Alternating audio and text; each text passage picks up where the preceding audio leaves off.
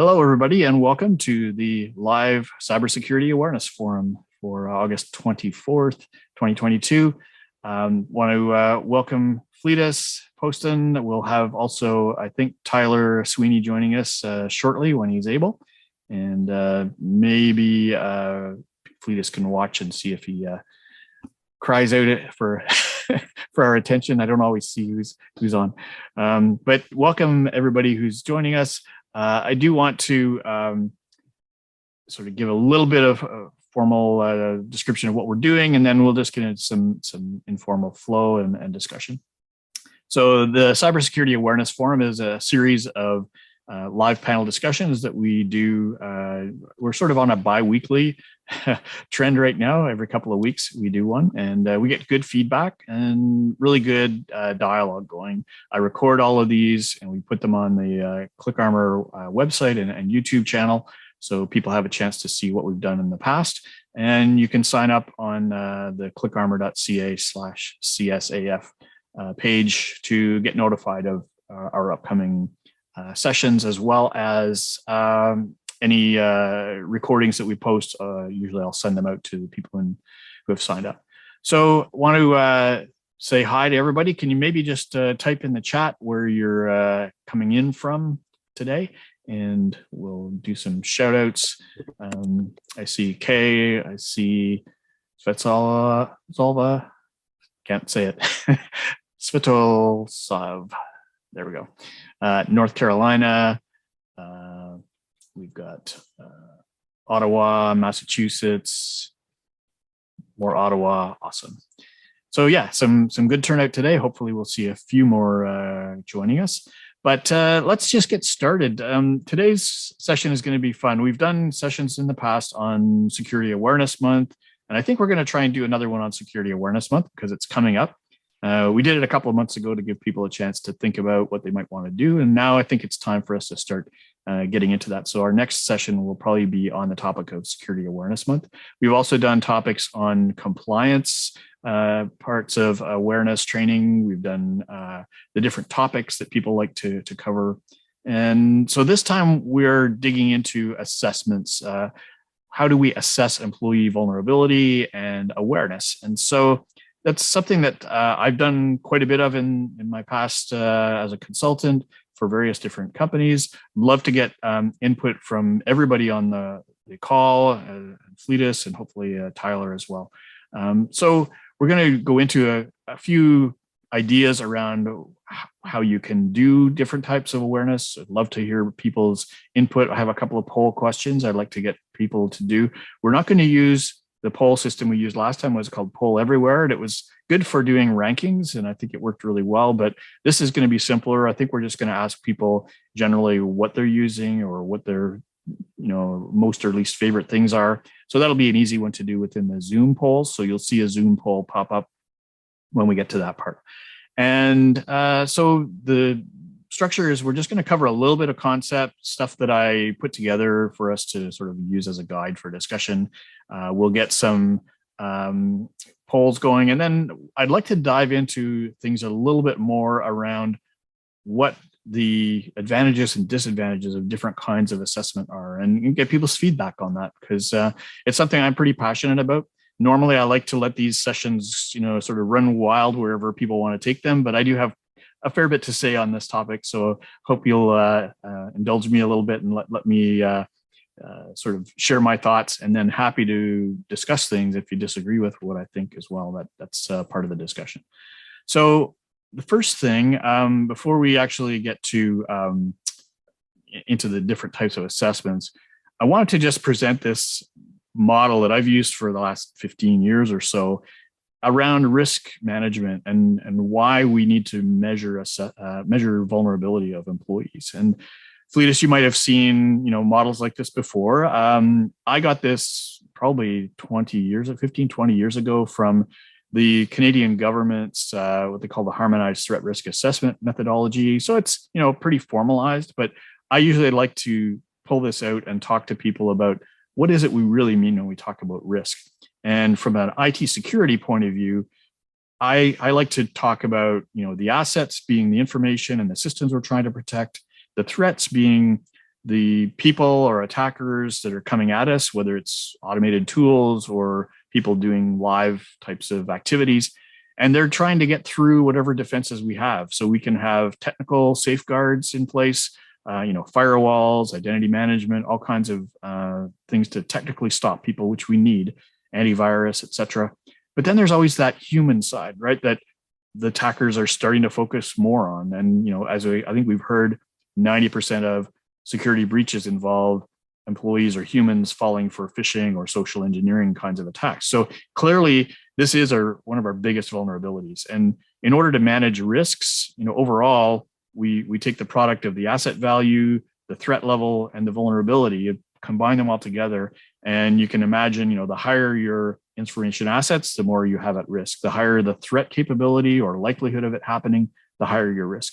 And then the higher your vulnerability, which is really inverse to your safeguards or controls that you might have in place. So the higher your vulnerability, the higher the risk. So I just wanted to sort of put that model out there so we can sort of understand what it is we're trying to achieve here when we assess people's vulnerability. So I wanted to just turn it over to Fletus, see if you have any thoughts, if you've seen this kind of thing before, if you like it or don't like it. No, I agree with your thought process there. I think as we get more and more into just understanding risk in general and then the probability, there's always a human element. And so I'm looking forward to having that discussion as we talk about how humans can be safeguards, not just technical safeguards. So cool. So I'm just asking if people in the chat can give their thoughts on whether this model makes sense, if you've seen anything like it before, or if you use something different. How do you go about thinking about employee vulnerability? Or is it just a simple thing, you just want to reduce the vulnerability? That's fine. We can talk about how we measure that. So we'll let people have a chance to chime in on that as we move on. So one of the things that I thought we could start with was a poll that I'll put up in a second. But basically, we're just asking people, what types of employee vulnerability assessment does your organization use? I sort of had a typo there, but you get what I mean here. Actually, I think I can fix that. There we go. So fix it on the fly. So what type of employee vulnerability assessments does your organization use? And the choices are basically, we don't do assessments, we use quizzes. And that could include, pop-up quizzes like micro-learning. Sometimes you'll see people nudged along with just questions that pop up during their workday, and it'll quiz them on those things. Certainly, I think most of us are familiar with live phishing simulations. Those are pretty popular, and we'll have a bit more to say about them in future. And then social engineering assessments are not as common, but they are actually used, especially in larger organizations, where they may hire some consultant to really try to break into the network through whatever means they can, and it will kind of demonstrate how they can do that. And some people use that as a measure of vulnerability. Or there are online methods that I'm going to show you some later on, using interactive or immersive scenarios. So Fletus, did you have any comments or questions on these? Is this a complete list, or what do you think of those options? yeah, I think everything that you're going over there, I can put into a bucket that I've seen or used and demonstrated with the companies I've worked with or the people that I've consulted with and just had conversations with. So I think you've got an exhaustive list there. Okay. Now, I'm not sure if everybody sees, I guess everybody sees all three questions. So we'll just sort of keep going on this discussion. So the other things I wanted to ask in the poll, and it's coming up now for people, and it may not be visible when we do the recording, but I'll put something in for people to see it. Basically, what is your favorite thing about live phishing simulations? I've heard that they're easy to set up. I've run them many times for organizations up to like 10,000 people, and I understand the tools out there right now make it really easy to choose a target audience that you want to send a message to choose a template that's probably predefined or made up, and you can edit them too. And then you just launch it, and you probably have a landing page that you may have configured as well to give people clues or just tell them, hey, we got you. But I also threw in here fun for staff. I don't often hear that, but I thought I'd put that in as an option. And, some people do say it's fun for the staff. I tend to hear more complaints about it from staff than that they are fun. What do you think, Fletus? So we've shared some comments, and I've seen your post in the previous. Phishing simulations have a time and a place in the organization.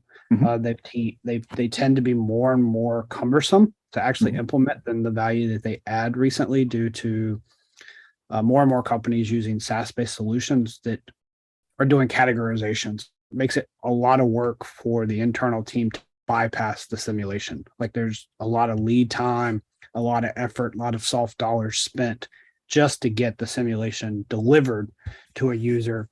And then the metrics today are skewed because most executives are looking at click rate versus report rate. And we can talk more about the difference in what a click rate is versus a report rate, and why those trends and those KPIs, key performance indicators, are probably drastically different and misunderstood by our leadership today and many organizations, because they focus driving down the click rate versus driving up the report rate.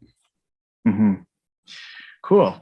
I agree. I think it's not so often that organizations or individuals find it fun. Sometimes you can have, a really energetic security awareness manager who puts a lot of effort into trying to make the experience fun. And that is something that will help the program, be more successful. My next poll question was around what's your least favorite thing about phishing simulations? So things like employee backlash, the adversarial relationship with IT, hard to get useful data, planning effort and approvals required, which is kind of what you were mentioning there a minute ago. Hard to keep the test secret, people can spot them, and other stuff. So I'd like to, first of all, just encourage anybody who has put other, if you would like to enter in the chat what other things we didn't include in the poll that you would like to share with us, either things you like or things that you don't like about live phishing simulations. So Fletus, any comments? You did sort of go through, the pros and cons there earlier, but based on,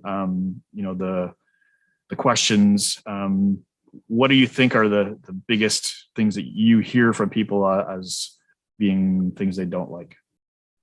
Yeah, I think, and I like Terry's response here. I think many organizations are compliance driven with their simulations versus being education wise. I had conversations with my current awareness person as well as previous about, let's figure out how we can make this more of a shift left mindset. I'm okay with you telling your peers, because if you tell your peers about a phishing simulation, you're going to tell your peers about phishing attack. I think if you see something, you should say something, as we've discussed in previous.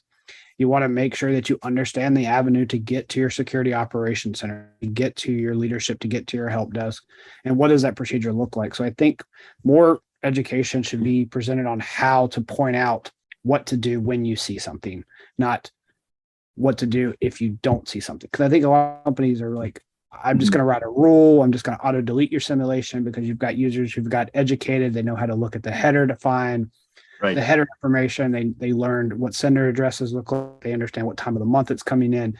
We make it predictable, and we make it easy for an educated user to bypass the simulation in general. Like, they can just auto delete the message, never see it. And then you're not getting the click rate or response rate that your management's looking for, because users have gotten smart and stopped actually interacting with the simulation. They're just automatically deleting them and continuing with their normal day-to-day operations. Right. So just to summarize, the three questions that I asked were, what types of assessments people use? Mostly, pretty much everybody said either quizzes or live phishing simulations. Nobody on the call said social engineering or immersive stuff, so that's interesting. Favorite things, pretty evenly spread around. Easy to set up, easy to get data. Fun for staff was the leader. Hard to believe, but you never know what comes out of these things. And it's a small data set we've got right now, but that's fine, as well as other benefits. Then the least favorite things, employee backlash, planning effort, hard to keep test secret, people can spot them. And then under other, Terry said he sort of sees mostly that it's a ticking the box exercise. And I think that's a fair thing that we probably should have put up there as well. But thanks very much, everybody, for joining in on the poll.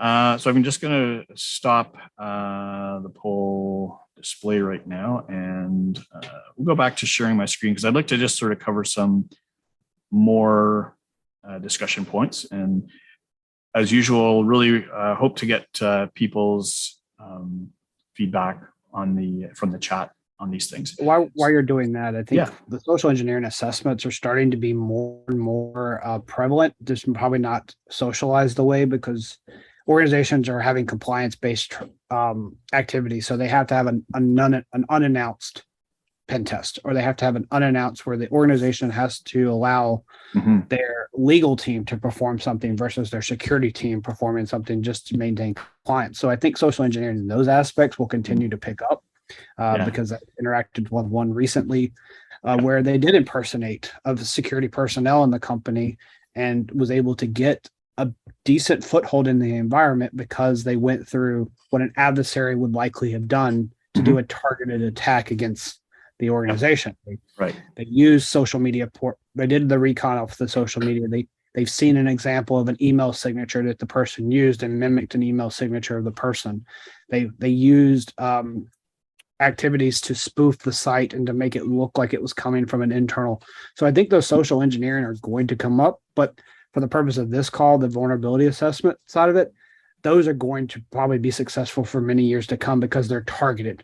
Your legal team has decided this is who we have to test and who we're going to test to maintain our Fed, our SOC 2, our ISO, or whatever compliance you're trying to maintain. And you're going to see the social engineering assessments, those type of compliance-based tasks, and they're going to be successful because I was going to say, I don't think it's necessarily being done as a measure of vulnerability so much as you say a compliance exercise to say, yes, we've done it.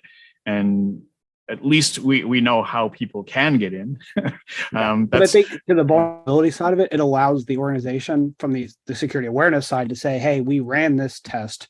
This is what the adversary was able to do. This is what it looked like. And you can teach the vulnerability assessment side of see something, say something, and have the inquisitive mindset that you don't normally get an email from your C-level. You don't normally get an email that looks like this. You don't normally see a website that looks like this in our environment. So having, as we talked in our previous panel, the unusual element, helping your user understand the unusualness of the request, either the email, the pop-up, or the redirect that they've seen. So, and I think it does go back to our discussion, I think maybe last session, where we were talking about the different kinds of awareness that we actually need to understand. One of them being, I am vulnerable is the first step, right? Or how can I be vulnerable versus I need to be aware of what to do to spot something and analyze something. So that's really the main way I think that social engineering assessments are really useful, because you can illustrate to everybody, hey, we are vulnerable. It's relevant. You do need to pay attention to your awareness training. It's not so much a measure, in my view, of how vulnerable you are. As you said, almost every organization is going to get compromised in one of those tests. They'll just keep doing it until they get compromised, right? So good discussion.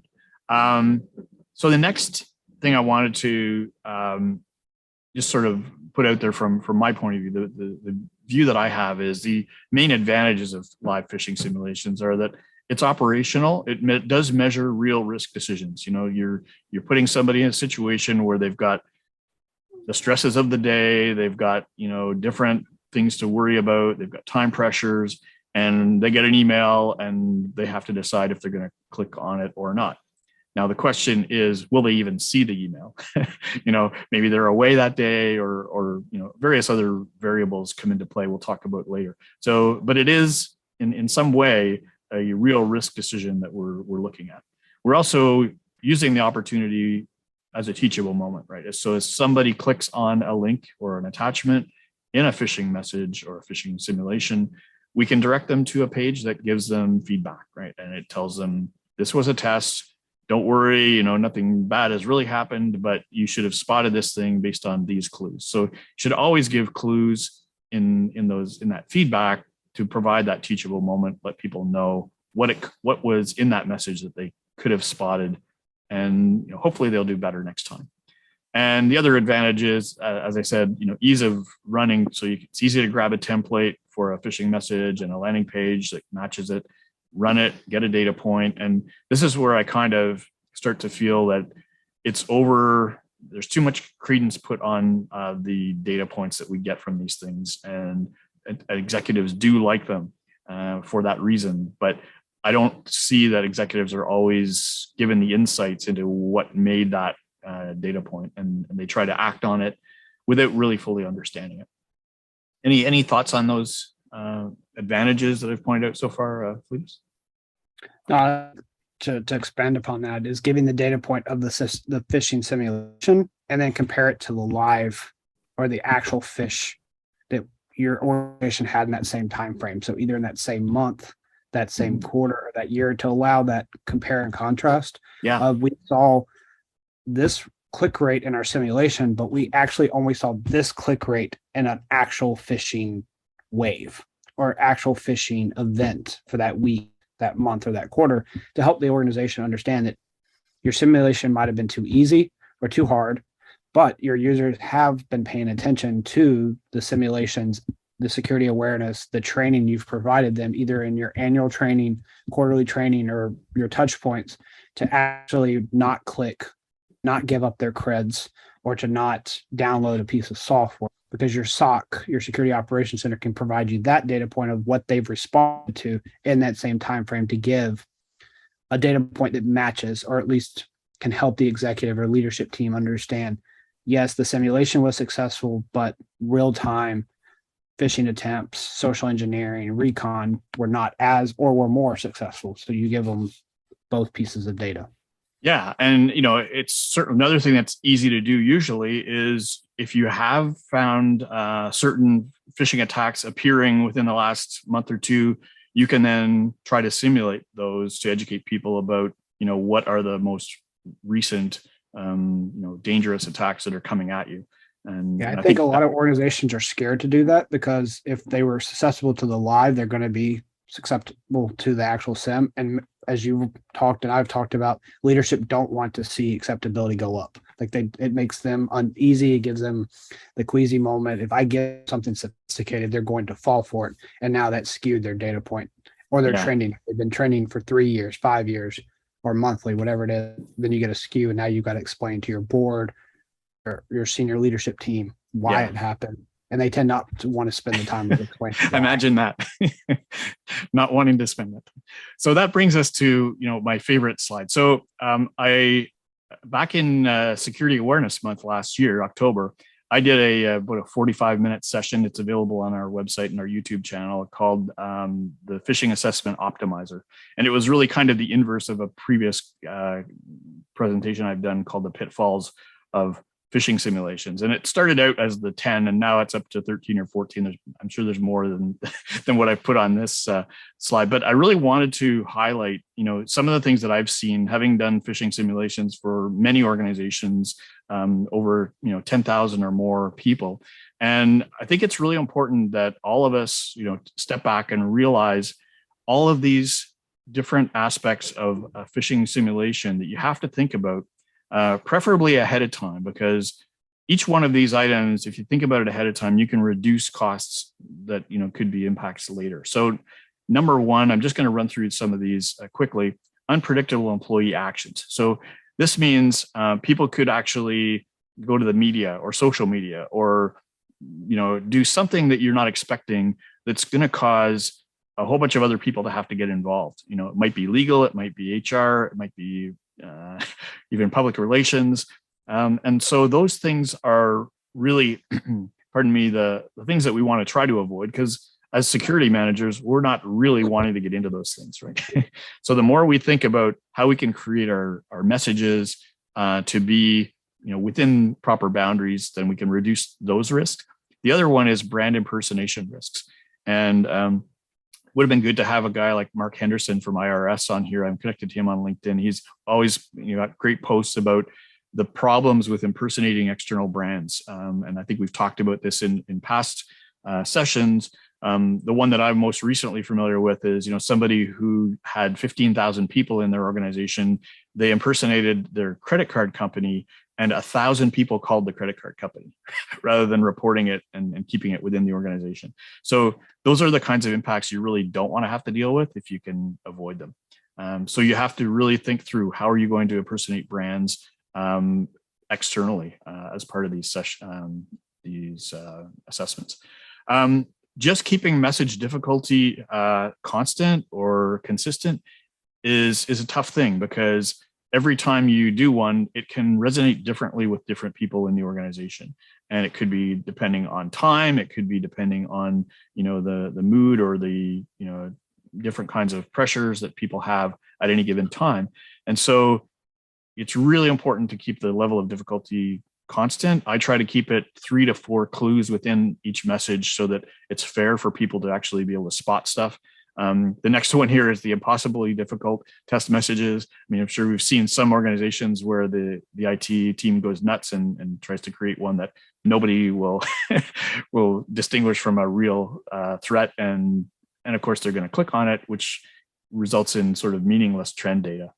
Not having proper guidelines for what people should do if they see, or how to spot, or what they should do if they see it, that can skew your results negatively, basically saying, what, we didn't tell them that they should be looking for this stuff, and they're going to fall for stuff because of that. And that can actually feed back in a positive way eventually if you can alter your program. But initially, it's certainly not measuring what people have been taught or know. Frequency is interesting. I've got in discussions even this morning about, on Twitter, I think there is somebody who said their organization is doing phishing simulations weekly. And the problem I see with doing it any more than quarterly is that people start to be able to spot them just by the subject line. And if they can spot it and avoid opening it, then they don't get a chance to look at the links or the attachments or the body content. They're really just spotting the test. They're not spotting a real threat. The other thing is we got a fraction of the employees who are responding. In an organization that's doing reasonably well, maybe 10 to 15% of the people will click on it. If you're doing really well, it would be less than 10% who click. And then how many people will actually report? As you said, Fletus, you want to get that data. You want to get the reporting numbers is the thing you almost want to focus more on. How many people can we get to actually report these things when they are known to be suspicious? And unfortunately, I see most of the time it's 50% or less. So we're really getting only a fraction of people with any data, whether they failed or whether they passed, and then a bunch of people didn't see it, didn't report it, and we don't really know anything about their vulnerability. We don't want to embarrass people or cause backlash. It will hurt the kind of relationship between the IT security team and the employees. The confidentiality, a lot of times you hear rumors about, oh, this team had a really bad rate. And, maybe sometimes you want to publish that and make it a bit of a competition between organizations, but you definitely don't want to get it down to the individual level and start pointing out or having rumors about who clicked on one and didn't do well, or has clicked on the last 3, and it starts to sort of unfairly target people. And then the other thing is uncooperative spam filters, right? You can skew things either way. If the filters are just blocking stuff from getting through to employees, then they don't have a chance to even analyze stuff. Or if they're detonating stuff without you having any kind of compensation for that, or having it get through, making sure it gets through to people without getting detonated, because otherwise that will unfairly skew things in the other direction. You've got the curious and rebellious employees who will click on stuff just to be a pain in the butt, or because they don't like the whole principle. And once they discover it, they'll tell friends. And so really you don't know whether it's going to impact things positively or negatively if people start telling others. And my favorite one is the forbidden hot button impersonations, which means if we can't impersonate payroll or we can't impersonate help desk because they're getting concerned that they're going to get too many calls, then that reduces the scope of your actual testing. And that means the attackers kind of can guess that too, right? What are the parts of the organization that are overworked or understaffed? And then they will start to target them. So you're really reducing the actual effective scope of the whole test. So these are all the reasons why I'm sort of not a big fan. I don't mind doing phishing simulations, maybe quarterly, as I said, to measure real risk decisions. And as you said, Fletus, to illustrate to people what kinds of things will catch people. And it's a good sort of learning tool in that respect. But it, as a measure of vulnerability, it's tough to get good results out of those things. So any other comments from people? I was going to sort of show you an example of what the alternatives could be that I like to use. Yeah, I think something that we've been working on in organizations is trying to figure out where you don't say it's your entire workforce. So to your point earlier, if I have 20,000 employees and I send it to 20,000, but I really only have about 5,000 users who check their email in a given time frame, like a 2-day period, because most of them are field work, they're traveling, they're not likely in there. That skews your results, because if you think about it in the real simulation, your adversary is likely going to is going to target a set number of people. So if he knows that he or she from their recon that this is a valid 100 valid email addresses, I'm going to send it to 100 valid email addresses, and they're willing to respond, your percentages are now skewed, because if I send it to 100 and 90 report it, I've got a 90% report rate. But if I send it to 10,000 and only 1,000 report it, I've only got a 10%. Like you're skewing your metric points, because simulations require you to test every employee, but not every employee is likely going to be in their inbox. So finding ways to, and some new platforms are finding ways to interact when the user's active. So when they're in their client, when they're in their mobile device, that's when they deliver the message. Right. Adversary is not going to do that, but a simulation can help get that metric or data point closer to what an adversary would do, because unless it's a spray attack, which we know they just, any valid they got from a data breach from a Marriott or a Target or any other vendor, and they know that these emails are valid, they're going to just spray everyone. So it's an opportunistic attack versus a targeted attack. And those are terms we can talk about in future calls. What's the difference between a spray and a targeted attack, and why those are important to understand when you're sharing those metrics with your leadership? That, are we targeted, or are we just part of a wider global or industry or statewide spam or phishing instance? So yeah, really good points. I'm glad to hear that, we are getting some ways of compensating for some of those pitfalls or the risks that we may not be getting the right kind of data. The way I look at it, if we can fix a few of those, that's great. But take any subset of that list that I gave you and said, if we had equivalent weaknesses in our technical vulnerability processes, would we rely on them as much as we do now?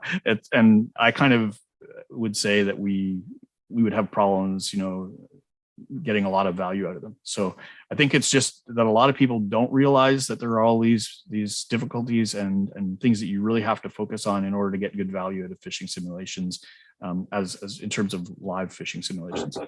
So one of the things I wanted to show is the alternatives. And so the reason that I actually created ClickArmor was to kind of get around some of these things. And in a sense, it's not apples to apples, because we're not measuring somebody when they are, in the heat of, battle in the day, when they're under time pressures and all kinds of things. They're doing this kind of immersive virtual inbox phishing simulation within a time when they know that it's an assessment. But because it's gamified and because they understand, the value of it, they've been taught in a way that builds their confidence, they actually do try, and they do sort of show what skills they have.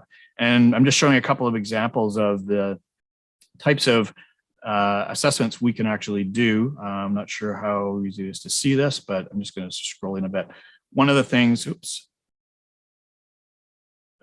so I can get this centered a bit, is, for example, if we've taught somebody, that they should be looking at the sender information in an email, we want to just assess their ability to spot suspicious senders. And so we teach them that it's okay to click on the name in an email, and they can then look at the email address, look at the domain of it, and things like that.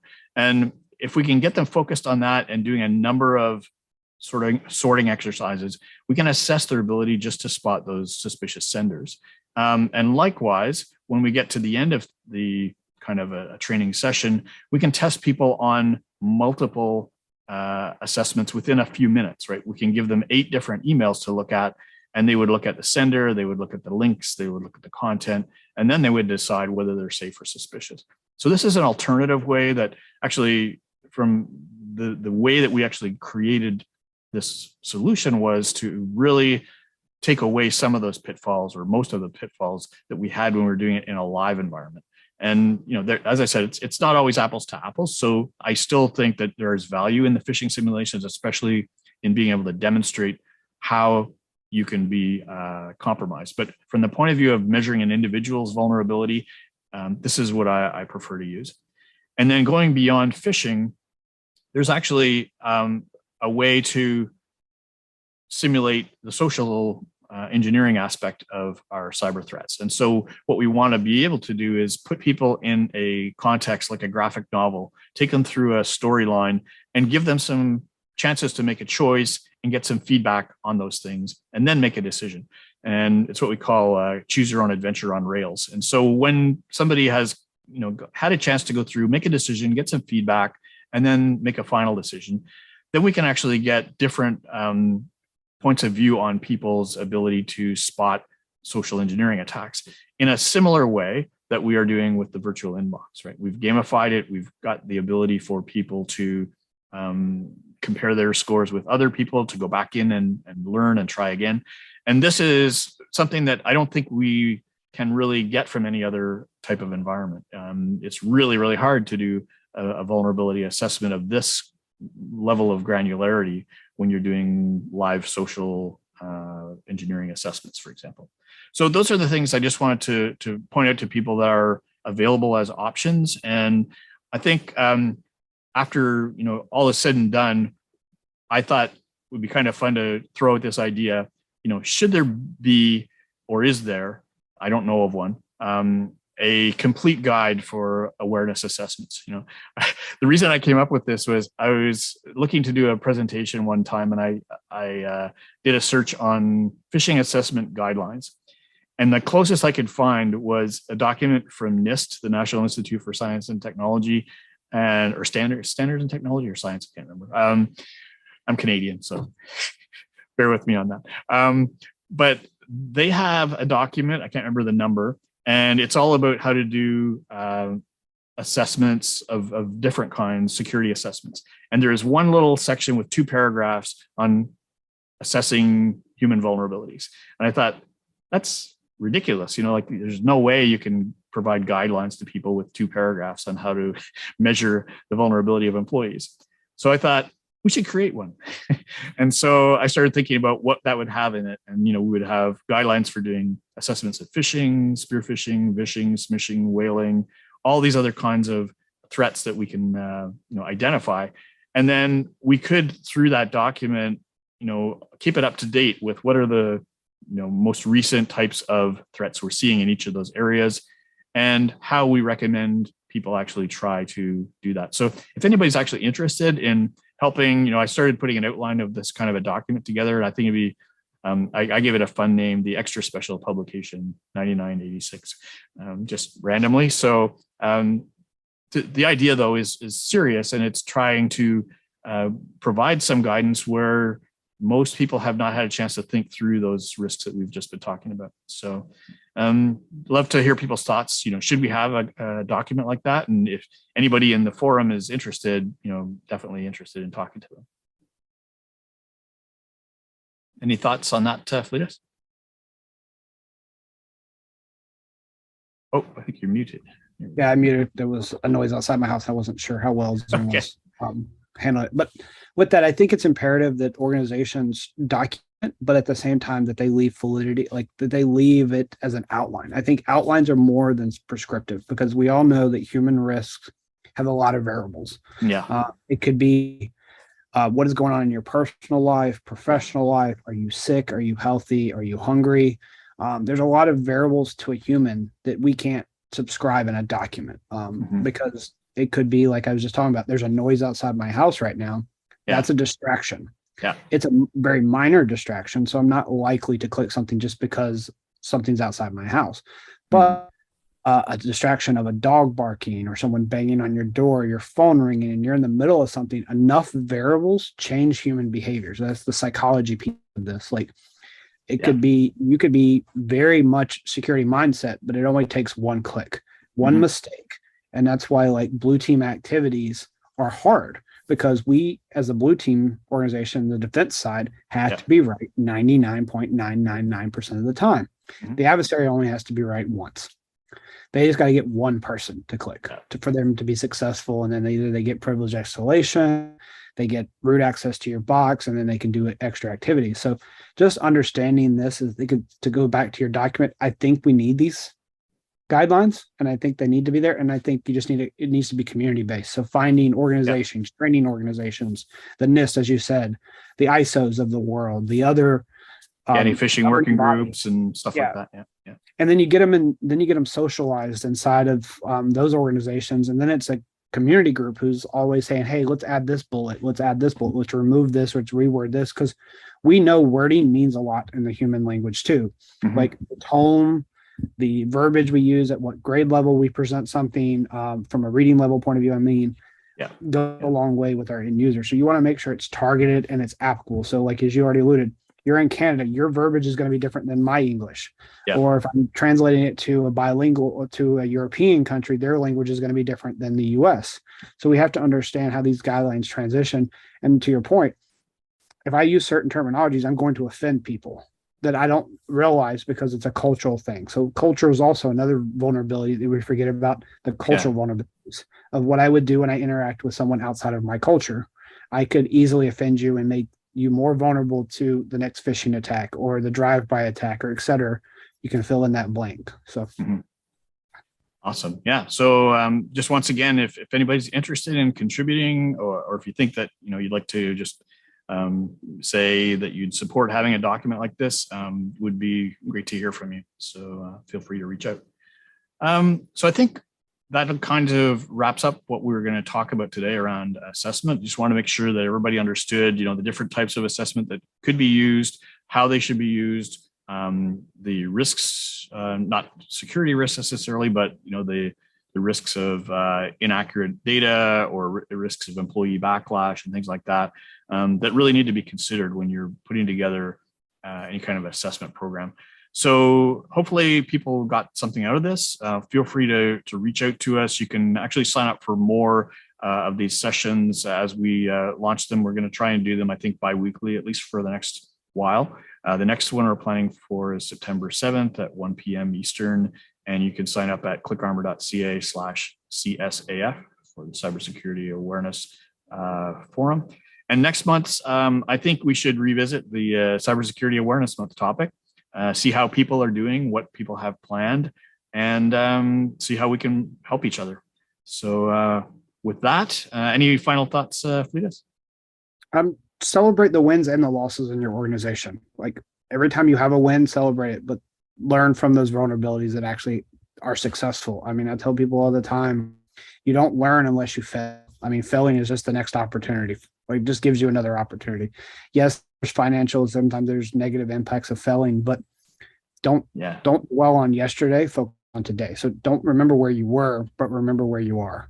So like, you learn from yesterday's mistakes. So I know it's cliche, but that applies to our security world as well. Like, just make sure that you see something, say something, and then learn from the response. If you don't feel like you're getting the support, become a security advocate for your organization. Be a security champion. And I think we'll talk more about that as we get into the awareness month and how everyone in your company can be the security champion that the security organization is trying to be themselves at times. That's a really great idea for a topic. I actually did a webinar last Security Awareness Month on becoming a cybersecurity champion. And it doesn't, I mean, that concept started out kind of in the application software development area, I think. And there are still a lot of people who are building security champion programs around application security. But my perspective when I delivered that session last year was anybody can be a champion. Anybody who has an interest in security or just in making sure that the business is secure can be a security champion. And so I had a what I call a roadmap for, a career roadmap for security champion, and maybe we could just revisit that a little bit next month when we get to that point. But I love that idea of the security champion thing that everybody can do in their own program. Yeah, because So just a quick story there. I mean, getting Yeah. your talent acquisition folks on board when they Yeah. open resumes, or getting your accounts payable to understand when and how do I make routing changes? What is the procedure, and make sure they follow the procedure, makes them a champion, because now they're not just doing it off of knowledge base, they're actually doing it off of the procedure that's been built, so that there is a checks and balance before they open that resume or change that routing number for that invoice. So Yeah, for sure. And just going back to your comment earlier before we wrap up around, having that attitude of, don't worry about failing, just use it as a lesson learned, try and learn from it and move forward. It can be hard, we'll recognize it can be hard sometimes when you're dealing with executives who don't want to hear about failure, right? They really kind of want everything to be under control. And sometimes the news isn't always good for them. So this is where I sort of hope that this community here, the Cybersecurity Awareness Forum, can help each other. If you're struggling with, how to communicate with executives or anything like that, reach out to us. We're available on LinkedIn. Fletus is on LinkedIn. I'm on LinkedIn. Tyler didn't make it with us today, but we're all we've all either been in that position once in a while or know people who have. So love to be able to help people in that respect. So with that, and another shameless plug. Yeah, Make sure you have a good business continuity plan and a disaster recovery plan prices and process in place as well, because we're talking about the availability side, but is your company going to respond to the event? That's outside the scope of this meeting. Just to leave with that, like when you fail, like what is your business continuity plan? What is your disaster recovery plan? Like, do you have that when your user does something, or when an act of God happens, or another disaster? How do you respond? It doesn't just have to be the human. The human's the trigger. But there's other elements that can lead into that. So that's my last little plug, just to think how this enables the business continuity plan to be successful, as well as your DR, as we walk through the human vulnerability assessment. Yeah, and I'd like to bring that one up in another session as well, because we could spend a lot of time talking about business continuity and incident response, disaster recovery.